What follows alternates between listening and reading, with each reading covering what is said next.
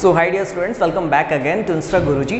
कल की जो वीडियो थी उसके अंदर हमने जो जीएम काउंटर था हमारा, जो कि अभी रनिंग में टॉपिक चल रहा है, उसके हमने प्रिंसिपल को जाना, उसके कंस्ट्रक्शन को जाना, उसके मैकेनिज्म को हमने जाना। और आज कुछ एवलांच इफेक्ट वगैरह हमने पढ़ने के बाद जो कुछ टॉपिक हमारे बचे थे, जैसे कि आज अपन बात करें कैरेक्टरिस्टिक कर्व की, इसके बाद जो जीएम हमारा काउंटर्स के एडवांटेज और डिसएडवांटेज की, तो उनकी देखो डिटेल्स चर्चा करने जा रहे हैं। आप सभी को पता होगा कि इस चैनल पर और अभी एक डेडिकेटेड एक और चैनल एसोसिएट होगा इसी चैनल के साथ में, जिस पे प्रॉपर आपको एमएससी की वीडियोस ही प्रोवाइड की जाएंगी। तो आपका कंप्लीट एमएससी का सिलेबस, भले आप किसी भी यूनिवर्सिटी से क्यों ना बिलोंग करते हो, तो पूरा सिलेबस आपको करवाया जाएगा। आज देखो अपन बात करते हैं इस टॉपिक को हमें फिनिश करना, उसके बाद एक नया टॉपिक जो है वो भी हम लोग स्टार्ट करेंगे। तो जीएम जो हमारा काउंटर है, तो थोड़ा सा मैं एक बार जो कल हमने 25 मिनट पढ़ा था उसको मुश्किल से रिवाइज करने में 2 से 3 मिनट लगेंगे। देखो एमएससी की खास बात ये है और न्यूक्लियर की खास तौर पे ये बात है कि अगर आप इसको बार बार रिवाइज करेंगे तभी आपको न्यूक्लियर फिजिक्स जो है वो लगातार समझ में भी आती रहेगी और लगातार तभी याद रह सकती है। और एग्जामिनेशन पॉइंट ऑफ व्यू से जीएम काउंटर तो हमारा बहुत ज़्यादा इंपॉर्टेंट है, किसी भी यूनिवर्सिटी से आप बिलोंग क्यों ना करते हो। तो एक बार मैं बस 2 मिनट में कल वाला जो फ्लैशबैक है उसको लेके आता हूँ। जीएम काउंटर की हमने बात करी थी। काउंटर कहते किसे, हमने कहा था भाई जो हमारे न्यूक्लियर चार्ज पार्टिकल्स आएंगे, तो उन चार्ज पार्टिकल्स या फिर जो भी न्यूक्लियर पार्टिकल्स है वो कितने आ रहे हैं, उनकी काउंटिंग जो है उसको करने के लिए हम जिस डिवाइस का यूज़ करते हैं उस डिवाइस को हम लोग बोलते हैं काउंटर। अब अलग अलग टाइप के काउंटर है, हम लोग बात करेंगे। जैसे अभी तो अपन बात करें गैस फील्ड काउंटर्स की, इसके अलावा और भी जैसे सेमीकंडक्टर काउंटर्स होते हैं उनकी भी अपन चर्चा करेंगे। तो उसके अंदर हम एक बात करें जीएम काउंटर की। GM counter Geiger Muller counters की फुल फॉर्म होती है। गीगर म्यूलर 2 साइंटिस्ट के नाम है। तो इस काउंटर के अंदर होता क्या है, जनरली एक बेसिकली एक होलो सिलेंड्रिकल कॉपर की बनी हुई ट्यूब होती है, जिसके अंदर हम एक गैसेस मिक्सचर पढ़ते हैं, जिसके अंदर 90% आर्गन गैस होती है और 10% उसके अंदर एथेनॉल की वेपर होती है। उसके बीचों बीच बिल्कुल एक टंगस्टन का वायर होता है। इस पूरी सेटअप को हम लोग एक हाई वोल्टेज डिफरेंस की जो बैटरी है उससे कनेक्ट करते हैं। जो नेगेटिव पोर्शन होता है बैटरी का वो उस कॉपर ट्यूब के साथ अटैच रहता है, और जो पॉजिटिव वायर है वो अपनी जो हमारा कॉपर ट्यूब है उसके बीच में हमने जो टंगस्टन का वायर डाल रखा है उसके साथ टच होता है। तो इसका मतलब हमारा टंगस्टन का wire as a anode work करेगा और जो हमारी कॉपर ट्यूब है वो खुद एज अ कैथोड यहाँ पे एक्ट करेगी। अब हम करते क्या थे, जैसे बाहर से कोई चार्ज पार्टिकल उस ट्यूब के अंदर प्रवेश करता है, एंटर करता, तो वो क्या करता, वहाँ पर एक आयनाइजेशन को प्रोड्यूस करता। अब वहाँ पे जो आयनाइजेशन हुआ है उस आयनाइजेशन के फलस्वरूप हमें एक वहाँ पे मुक्त इलेक्ट्रॉन यानी फ्री इलेक्ट्रॉन मिलता है, साथ ही साथ हमें एक पॉजिटिव चार्ज जो आयन है वो भी वहाँ पे मिलता है। अब होगा क्या, जब वहाँ पर हाई पोटेंशियल डिफरेंस है तो उसके कारण एक हाई इंटेंसिटी का इलेक्ट्रिक फील्ड जनरेट होगा, और उस इलेक्ट्रिक फील्ड की जनरेशन के कारण वो जो फ्री इलेक्ट्रॉन है वो क्या करेगा, वहाँ पे जो पहले से मौजूद गैस के मॉलिक्यूल्स है उनका फर्दर आयनाइजेशन कर देगा। तो इससे हमें बहुत सारे चेन की फॉर्म में बहुत सारे आयनाइज्ड फ्री इलेक्ट्रॉन्स और जो पॉजिटिवली चार्ज आयंस है वो हमें वहाँ पे मिलेंगे। तो पूरी एक चेन बन गई, और इस प्रोसेस को हमने कल एक नाम दिया था, वो क्या था, टाउनसेंड एवलांच इफेक्ट। तो टाउनसेंड एवलांच इफेक्ट क्या था कि एक चेन मिल जाना हमें, आयन जो है ना पॉजिटिव और जो फ्री इलेक्ट्रॉन्स है उनकी लगातार एक चेन मिलते रहना, इसको हम लोग बोलते हैं टाउनसेंड इफेक्ट। उसके बाद हमने बात करी थी कि भाई जब आयनाइजेशन होता है उसके बाद जो फ्री इलेक्ट्रॉन्स है वो एनोड से पास होते हुए बैटरी के थ्रू होते हुए वापस ट्यूब के अंदर पहुंचते हैं, और वापस क्या होता है, इलेक्ट्रॉन और पॉजिटिव आयंस का रिकॉम्बिनेशन होता है। अब जब रिकॉम्बिनेशन होगा तो ये अपनी एनर्जी को रिलीज करेंगे, और जब एनर्जी को रिलीज करेंगे तो ये एनर्जी एज अ फोटोन वहां से निकलेगी, और हो सकता है कि ये फोटोन फर्दर आयनाइजेशन को भी प्रोड्यूस कर दे। अगर ऐसा हो गया तब तो फिर हमारे जो जीएम काउंटर है इसकी जो मैं कहूँ ना, अगर एक तरह से अपन बात करें कि इसकी जो आउटपुट रेट होती है उसके अंदर डिफरेंस आ जाएगा। तो इससे बचने के लिए हम लोग क्या करते हैं, इसके अंदर जो एथेनॉल की वेपर हमने डाली थी वो यहाँ पे एक्ट करती है एज अ क्वेंचिंग मटेरियल। तो क्वेंचिंग क्या होता है, वास्तव में वो जो एक्स्ट्रा एनर्जी का फोटोन वहां से रिलीज हुआ है उसकी एनर्जी को एब्जॉर्ब करके जो हमारे एथेनॉल है उसकी वेपर रख लेती है। अब इस एनर्जी का यूज वो किस रूप में करती है, आइदर रोटेशनल एनर्जी और आइदर वाइब्रेशनल एनर्जी, इसका भी उपयोग वो कर सकती है। ठीक है, फिर उसके बाद हमने यहाँ पे एक बात करी छोटी सी डेड टाइम की। डेड टाइम क्या होता है कि जो प्राइमरी आयनाइजेशन हुआ था वहां से इलेक्ट्रॉन का पूरा घूमते हुए एक चक्कर पूरा करके वापस रिकम्बाइन होकर जो उसकी एग्जिस्टिंग स्टेट थी वहां तक वापस पहुंचने तक में जितना टाइम हमें लगा उसको हम लोग बोलते हैं डेड टाइम। ठीक है, तो डेड टाइम जो है वो जितना कम होगा उतना हमारे लिए अच्छा है, क्योंकि एक पूरे चक्कर के दौरान जो डिटेक्टर है वो हमारा केवल एक ही काउंट को डिटेक्ट कर पाएगा। तो जितना कम हमारा ये डेड टाइम होगा उतना ही ज़्यादा हम लोग डिटेक्शन इससे कर पाएंगे। ये कुछ एडवांटेज डिसएडवांटेज के अंदर अपन कुछ और भी इसकी बात करेंगे। हाल फिलहाल अपन बात करते हैं इसके कैरेक्टरिस्टिक कर्व के बारे में। ठीक है, इसके बारे में क्या लिखना है वो भी अपन बात करेंगे। देखो ये आपके सामने यहाँ पे कैरेक्टरिस्टिक कर्व रहा, कुछ भी नहीं है। एक तरफ मैं यहाँ पे अप्लाइड वोल्टेज जो हमने बैटरी से यहाँ पे अप्लाई कर रखा है उसकी बात करूँगा, दूसरी तरफ हमारी जो काउंट रेट है या जिसको आप काउंट्स पर सेकंड भी आप बोल सकते हो, उसको काउंट रेट भी आप लिख सकते हो, उसके बीच में अपन ग्राफ की बात करें।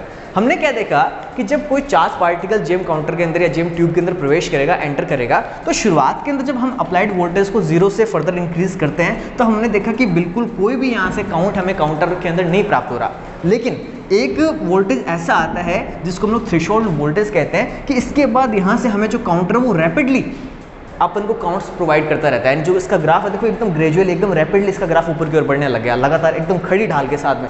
इसका मतलब क्या हुआ कि ये जो वोल्टेज है इससे पहले तक तो यहाँ पे अपन को काउंटर कोई काउंट नहीं शो करेगा, लेकिन जैसे एक निश्चित वोल्टेज जिसको हम थ्रेशोल्ड वोल्टेज बोलते हैं यहाँ तक पहुँच जाएंगे तो यहाँ पे एक रैपिडली इंक्रीज होगा। और रैपिड जो इंक्रीमेंट आ रहा है ये हमें बता रहा है जो काउंट्स है वो पर सेकंड बढ़ रहे हैं, और वो किस पे डिपेंड कर रहे हैं, वो इस हमारे अप्लाइड वोल्टेज के ऊपर डिपेंड कर रहे हैं। यानी जो आपका चार्ज पार्टिकल आया उसने वहाँ पर प्राइमरी आयनाइजेशन तो कर दिया, जो इलेक्ट्रिक फील्ड जनरेट हुआ है इतने हाई वोल्टेज के कारण वो फर्दर आयनाइजेशन वहाँ पे बहुत तेजी से करेगा, और जब बहुत तेजी से करेगा तो अपन को रैपिड इंक्रीज है यहाँ पे काउंट पर सेकंड, यानी एक रैपिड इंक्रीज इन करंट हमें मिलेगा देखने को। फिर जैसे अपन देखो यहाँ पे इस वोल्टेज तक पहुंच जाते हैं, यानी हम वोल्टेज को जब फर्दर इंक्रीज करते हैं तो एक वोल्टेज ऐसा आता है जिसके बाद जो ग्राफ है वो लगभग स्टेबल हो जाता है। देखो आप लोगों ने देखा एकदम से मैंने कांस्टेंट वाला ग्राफ तो नहीं बनाया, थोड़ी सी इसके अंदर ढाल है लेकिन बहुत मामूली से इसके अंदर मैंने यहाँ पे स्लोप रखा है। इसका मतलब क्या है कि यहाँ पे इस एरिया के अंदर जो हमारा काउंट पर सेकेंड है या फिर आप कह सकते हो जो इलेक्ट्रिक करंट है वो इस अप्लाइड वोल्टेज के ऊपर बहुत ही कम डिपेंड करता है। मीन्स मैं अगर कहूँ तो 100 से 200 वोल्ट का जो पोटेंशियल डिफरेंस आता है केवल उसके बीच में बहुत मामूली सा फर्क ही आएगा, 5 काउंट का 5% काउंट का इतना फर्क आता है, यानी इसके ऊपर लगभग ये इंडिपेंडेंट होता है। तो ये जो रीजन है इस रीजन को हम एक नाम देते हैं जिसको हम लोग क्या बोलते हैं, प्लेटो रीजन। इसके बाद में बात करूं जब हम यहाँ के बाद फर्दर इंक्रीमेंट करते हैं हमारे अप्लाइड वोल्टेज के ऊपर, तब हम क्या देखते हैं कि भाई भले ही आपका चार्ज पार्टिकल बाहर से इस ट्यूब के अंदर न आए, अगर अपन वोल्टेज को इतना ज़्यादा बढ़ा देंगे तो उस ट्यूब के अंदर पहले से मौजूद जो गैसेस पार्टिकल्स थे उनके अंदर अपने आप आयनाइजेशन होना स्टार्ट हो जाता है, जिसको हम लोग क्या बोलते हैं, कॉन्टिन्यूस डिस्चार्ज।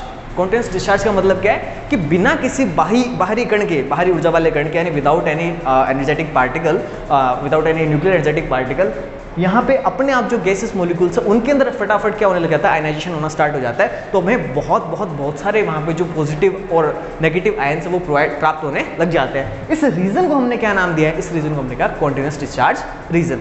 तो ये था इसका कैरेक्टरिस्टिक का, उम्मीद करता हूँ बहुत अच्छे से आपको क्लियर हुआ होगा क्योंकि बहुत ही आसान सी बात है, इसके अंदर कोई दिक्कत ही नहीं है। फिर देखो हमें इस टॉपिक के अंदर और क्या बात करनी है, आप इसका स्क्रीनशॉट ले लें फटाफट।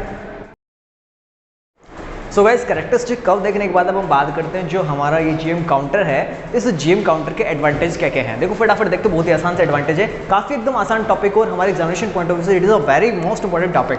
देखो एडवांटेज के अंदर पहला एडवांटेज क्या है, it is very sensitive for detecting charge particles.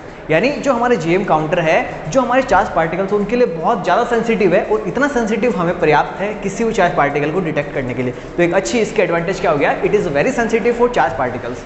Now it produces large pulse that requires almost no amplification. यानी इसकी जो पल्स है वो इतनी अपने आप में लार्ज होती है कि अगर अपन इसको एम्पलीफाई न भी करें ना तो भी हमारा जो काउंटर वो उसको काउंट करके हमें बता देगा, यानी इसको एम्पलीफिकेशन की इतनी कोई खास जरूरत नहीं होती।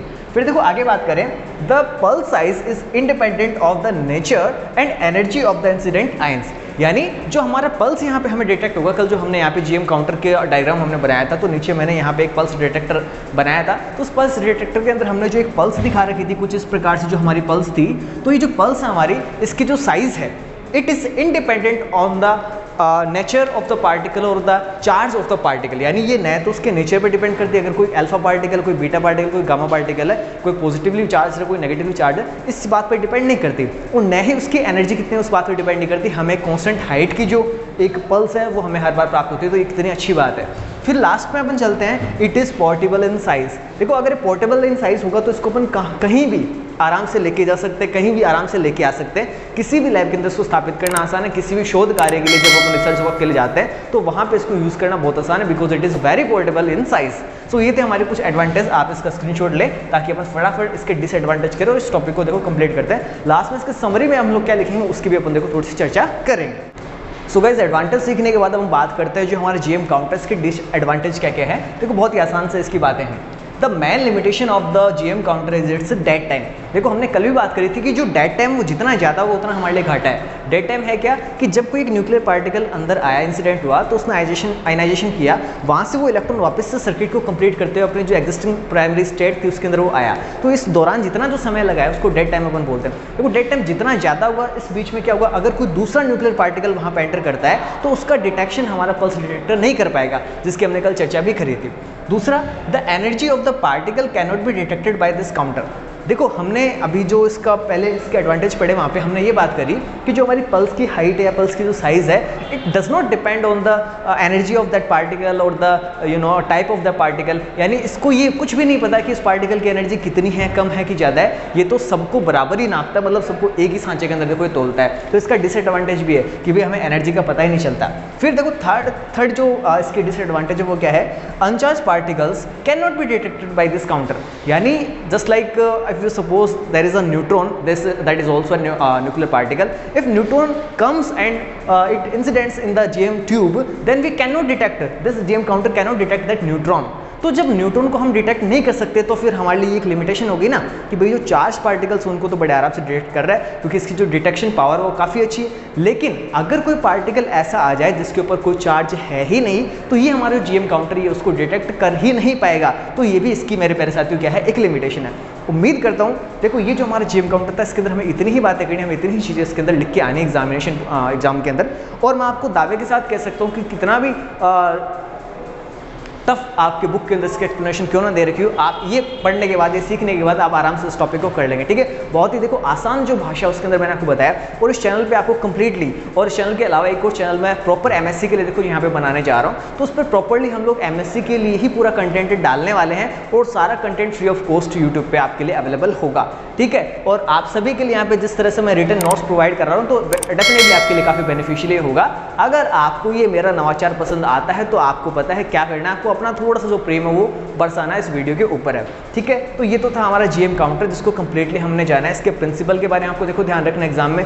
उसके बाद इसके जो हमारा वर्किंग मैकेनिज्म उसके अपन को बात करनी है, इसका कंस्ट्रक्शन कैसा है उस कंस्ट्रक्शन की हमें बात करनी है, जिसके अंदर हमें देखो एक तो क्वेंचिंग का ध्यान रखना है, एक डेड टाइम का ध्यान रखना है, एक टाउनसेंड एवलांच इफेक्ट है उसका हमें देखो ध्यान रखना थोड़ा सा, इन बातों को हमें लिखना भी है। उसके अलावा इसका जो कैरेक्टरिस्टिक कर्व हमने बनाया इसकी भी हमें बात करनी है। उसके बाद लास्ट में हमें इसके एडवांटेज क्या है, डिसएडवांटेज क्या है, ये भी हमें एग्जामिनेशन पॉइंट ऑफ व्यू से काफ़ी इंपॉर्टेंटली पूछे जा सकते हैं। और हो सकता है कि आपको कंपैरिजन के लिए आपसे पूछ लिया जाए, जैसे आपका जीएम काउंटर है, आपका प्रोपोर्शनल काउंटर है, या फिर आपका कोई दूसरा एक और काउंटर दे दिया, तो बीच में 2 के बीच में 3 के बीच में आपसे कंपैरिजन में पूछा जा सकता है। तो कंपैरिजन के अंदर हमें जो इसके एडवांटेज और डिसएडवांटेज है ना, डिसएडवांटेज जो है, तो उनसे अपन को यहाँ से उत्तर लिखने में काफ़ी आसानी होती है। तो हमें इन सबको बहुत ध्यान से, बहुत डिटेल से करना है। उम्मीद करता हूँ आप सभी सहमत होंगे। धन्यवाद। जय हिंद, वंदे मातरम।